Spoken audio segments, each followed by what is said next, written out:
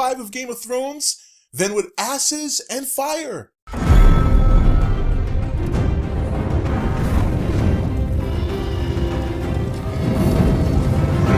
Okay, guys, welcome back. It is great to be back for Season 5 of Game of Thrones, the one show that has been a good consolation during the absence of The Walking Dead, although I have found Flash, which is a lot of fun as well.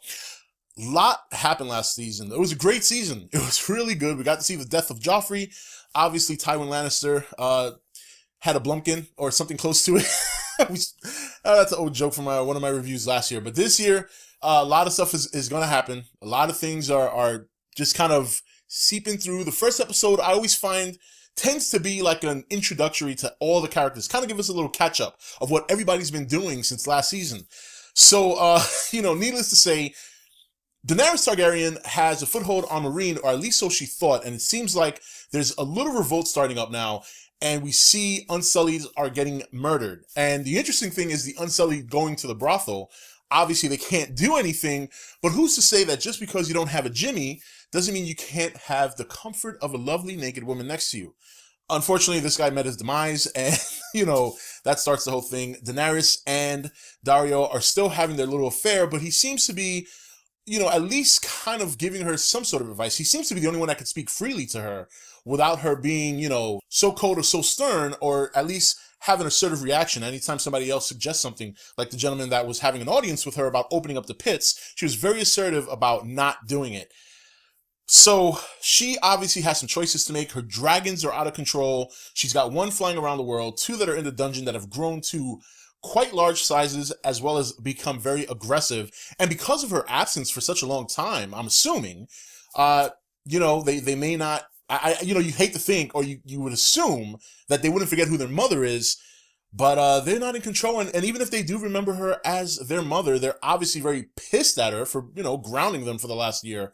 So, Westeros, we see that Tywin Lannister is having his funeral, and Cersei obviously is just, right now, her head's everywhere. The opening scene, might I add, was very interesting. I knew right away it was Cersei when she was younger because of the way her hair was done, as well as her clothing. And we got to see the reenactment of the witch that gave her fortune when she was a child. We've seen her speak about this in the past, and we got to actually see it.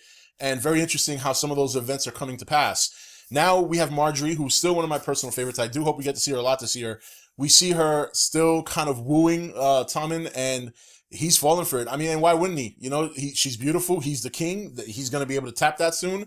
Hey, he's a kid, man. He's at that age right now where, yep, puberty's hitting, man, and that's his wife to be. So, and obviously Cersei, last year Tywin told Cersei about their gold running dry. They don't have the resources or the money to pay back the Iron Bank. They're depending on the Tyrells for that. Now that Tywin's dead, who's to lead this? Is it Cersei? Well, it would have to be. Tyrion is gone. Jaime is just a Kingsguard. So Cersei's got to, pretty much carry the weight of this. And I'm not so sure she's capable of making the wise choices or smart decisions that Tywin is. We'll see how that plays out. So we see that Tyrion, obviously last year we know that Varys and Jaime conspired to free Tyrion out of Westeros. And now he's in Pentos right now with Varys. I'm sure Varys will have to return to the capital soon. But, it's interesting, Varys and Tyrion's relationship. Obviously, Varys truthfully does have a genuine spot in his heart for Tyrion, but he can never publicly admit that, which is why last year during the trial, he pretty much shit on Tyrion, which kind of sucked, but he had to. He's told Tyrion time and time again that he himself is a coward and that he's not going to put his ass on the line, out there he's just not going to put his ass out there like that. But he is obviously striving for a better world, for a better kingdom. And he obviously is supporting Daenerys Targaryen, and he wants to get Tyrion to her. And I think the reason for this is because Tyrion's very smart. He's very good at politics. Daenerys is not. Daenerys is not good at politics.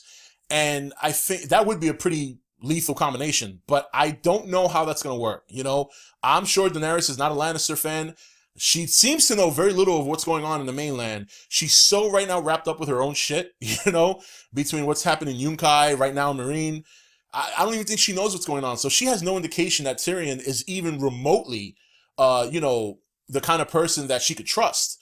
So we'll see how that plays out. Whether or not Varys's, word will be enough for her, that remains to be seen. And even still, like, I know you book readers know this, but as far as what I've seen, we don't know what kind of relationship Daenerys and Varys has. Does she trust him enough to say, okay, yeah, let's show it Tyrion? I don't know about that. You know, he's never really been mentioned too much in that group, so we'll see what happens with that. Now, north of the wall, very interesting up there as well, because we see now Stannis is there, and Stannis, it's really weird. It was exciting last year when he came and he saved them and he beat the wildlings and he defended the wall, and that was great. And this is what I love about this show, is that one week you're rooting for somebody, the next week you could be wanting to fucking that same person to die in the same week, you know. So Stannis is that kind of character. Because there were times where I was rooting for Stannis, and there's times I'm like, Stannis, just go away, please. Now it's interesting because the idea of Stannis having the wildling army and marching down south and taking over the lands, or not really taking them over, at least he says freeing them, including Winterfell. Yeah, that you know, if you're a Stark fan, you're like, yeah, definitely, let's get the Boltons out of there. But you know, we don't really. He wants the kingdom. I feel confident that Stannis, at least if nothing else, keeps his word. If he's going to free all these towns and cities and lands from the Boltons and give the wildlings land and free Winterfell, I think he would do that. I think he would keep his word. But what kind of king would Stannis be, really? You know what I mean? Especially with the, you know, Melisandre by his side, who is just a little cuckoo. You know, she tells... she tells Snow, hey, you know, give me a hand, feel how warm I am. And then she's like, are you a virgin? And he's like, no. And she's like, good. And I'm like, thinking to myself, what's the point of that? Does she want to fuck him? Because she seems to like want to fuck a lot of people sometimes. But interesting stuff there. And we'll see how that plays out. Mance Rayder, obviously too proud to kneel. I can understand that. I think both him and Jon had some excellent points. And Jon is just, you know, he's one of those, I'm surprised he's still alive. He's such a good guy. Good people don't last on this show. Him and Tyrion right now are very, very fortunate. But he has mercy on Mance. He shoots him with an arrow at the end of the episode. And it'll be interesting to see if there's going to be any repercussions for that. Stannis does consider himself a king. Obviously, he's going to act like a king. Will that be insubordinate on Jon Snow's part? I don't know. I would think that Stannis would act on it, or at least question him. So we'll see if Jon Snow got himself in a pile of shit. So overall, I thought it was a solid first episode. Again, they went around the table. They showed everybody. They kind of picked up where things left off with the funeral with Tywin Lannister. And, you know, there's still things to come. You know, the Mountain had this crazy surgery last year. We're going to see what's going on with that. He becomes like a zombie or something. Obviously, we look like we're going to be gearing towards a Tyrion Lannister and Daenerys Targaryen meeting. That's going to be very compelling. We got the dragons now. There's one flying free. There's two more that are fully grown almost in the dungeon. What is Daenerys going to do with these animals? Will she open the pits? Will she listen to Dario's advice? A lot of stuff really set up in this first episode. Very solid. I'm happy the show's back. I love this show. It's a lot of fun. Was watching season 4 over the weekend, and that was great. And I'm hoping that this season is just as good as the last. But and I think it will be. I think it's going to be interesting to see how Cersei's going to run the show. And she's on her own, basically. I mean, Jaime's there, but you know, we don't know what their relationship is like right now. It was very touch and go last year. She was shitting on him. He was pushing himself on her. We still got Brienne and Podrick, who just missed Sansa. They're talking about it. They just missed her. She was right there, and they didn't know. And Podrick, obviously very loyal. Brienne right now is like, I'm not feeling this. We'll see how that turns out.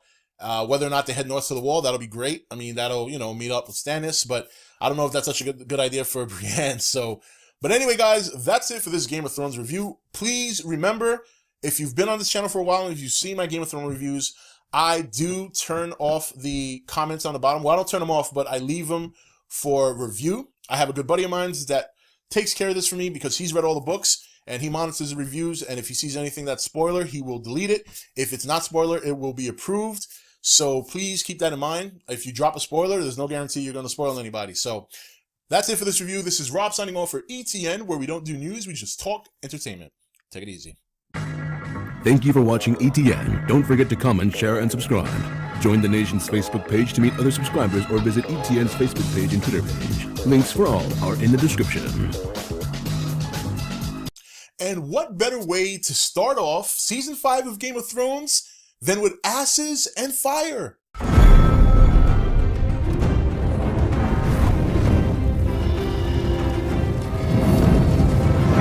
Okay, guys, welcome back. It is great to be back for season 5 of Game of Thrones, the one show that has been a good consolation during the absence of The Walking Dead, although I have found Flash, which is a lot of fun as well. Lot happened last season. It was a great season. It was really good. We got to see the death of Joffrey. Obviously, Tywin Lannister had a blumpkin or something close to it. That's an old joke from one of my reviews last year. But this year, a lot of stuff is going to happen. A lot of things are just kind of seeping through. The first episode, I always find, tends to be like an introductory to all the characters. Kind of give us a little catch-up of what everybody's been doing since last season. So, needless to say, Daenerys Targaryen has a foothold on Mereen, or at least so she thought, and it seems like there's a little revolt starting up now, and we see Unsullied are getting murdered. And the interesting thing is the Unsullied going to the brothel. Obviously, they can't do anything, but who's to say that just because you don't have a Jimmy doesn't mean you can't have the comfort of a lovely naked woman next to you. Unfortunately, this guy met his demise, and, that starts the whole thing. Daenerys and